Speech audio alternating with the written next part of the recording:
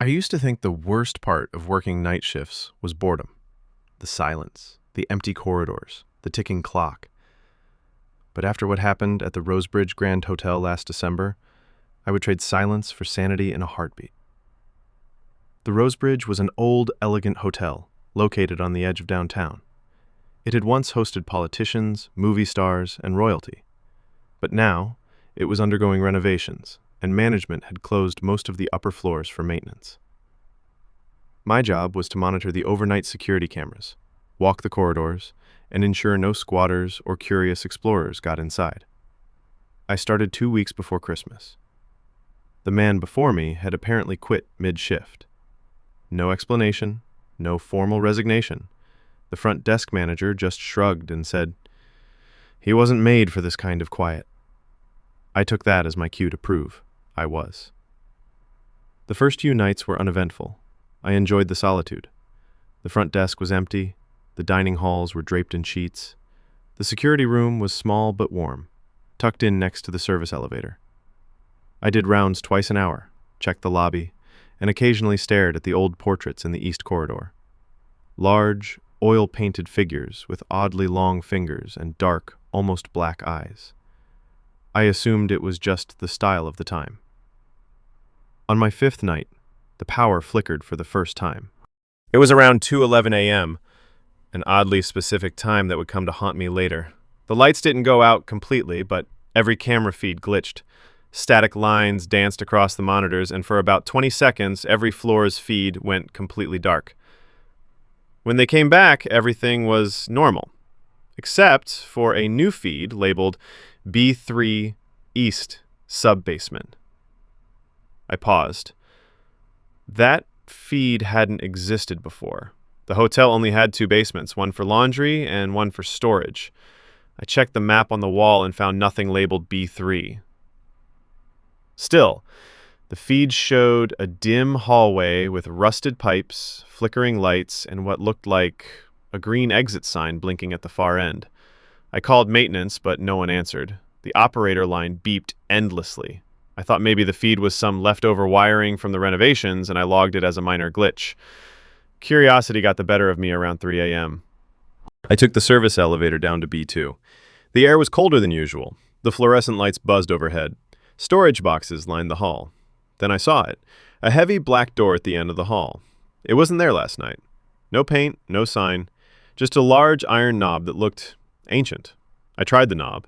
It turned slowly, as if reluctant to move. Behind the door was a concrete stairwell going down into darkness. A single red emergency bulb lit the path. It pulsed, like a heartbeat. I should have walked away. I should have called someone, but I descended. Each step groaned beneath my boots. The deeper I went, the colder it became. At the bottom, the hallway opened into what looked like a forgotten maintenance corridor. But there were no tools, no signs of life, only the strange smell of wet stone and rust. The walls were damp, and the ceiling dripped water. Pipes lined the sides, some hissing, some silent. As I turned the corner, I saw something that stopped me cold. A woman, maybe in her 70s, wearing an old maid's uniform from the 1930s, was standing still in the hallway, humming a soft tune. Her back was to me. Her gray hair was tied in a bun, and her dress was stained, frayed at the edges. She didn't turn, didn't flinch, just hummed. I called out, "Ma'am, are you okay? You're not supposed to be here." She stopped humming and slowly turned her head, not her body, just her head, to look over her shoulder. Her eyes were pitch black, and her skin was pale and dry like cracked porcelain. Then she smiled. I stumbled back. When I blinked, she was gone. I rushed back upstairs and locked the stairwell behind me. I convinced myself it was a hallucination, maybe from lack of sleep or a forgotten Halloween prop. The next night, I told the front desk manager about the woman. He looked uncomfortable. "You saw her?" I nodded slowly. He lowered his voice. "You're not the first." I asked what he meant. He hesitated before saying, "The Rosebridge was built over the ruins of an asylum that burned down in 1912. Some parts of the foundation were reused during construction. We don't talk about it to guests, but a few staff, well, they quit after seeing things they couldn't explain." I asked about the basement. He said there was no B3. "You must be mistaken," he said. But that night, at exactly 2:11 a.m., The B3 camera feed appeared again. This time the hallway was different. It was narrower. The green exit sign was gone. And this time, there was a door visible, white, with something carved into it. I zoomed in. The letters were faded, but they read, "Do not enter twice." I decided to go down again. I shouldn't have. This time, the stairwell was longer. I swear there were more steps than before. My flashlight flickered. The air felt heavier. And as I reached the bottom, I heard voices. Faint, whispering, circling me like a breeze through dead leaves. The hallway twisted unnaturally. What should have been a straight path was now a curved tunnel. At the end was the white door from the feed. It was slightly ajar. I pushed it open and found a room filled with hotel furniture, all covered in white sheets. Dust floated in the flashlight beam. A grand piano sat in the center. The room was eerily silent. I stepped inside. The door slammed shut behind me. I turned. The door was gone. Only a blank wall remained. I panicked, turning in circles.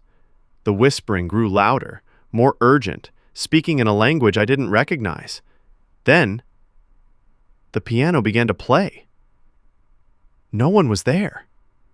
The keys moved on their own, playing a slow, sad melody.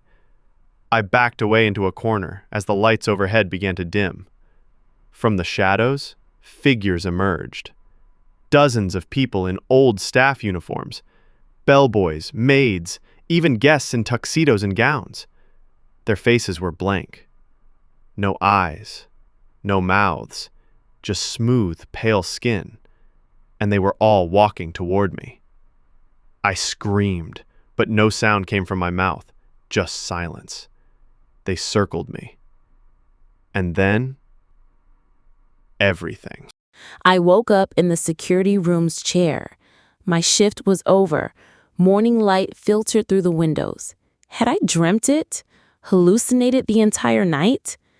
But on the monitors, the B3 feed was still there, still showing the white door. I resigned the next day. I never went back. I don't sleep well anymore. Sometimes I still hear that piano melody in my dreams. And sometimes, not always, but sometimes, at exactly 2:11 a.m., I wake up. And I swear I see her, standing at the foot of my bed, humming.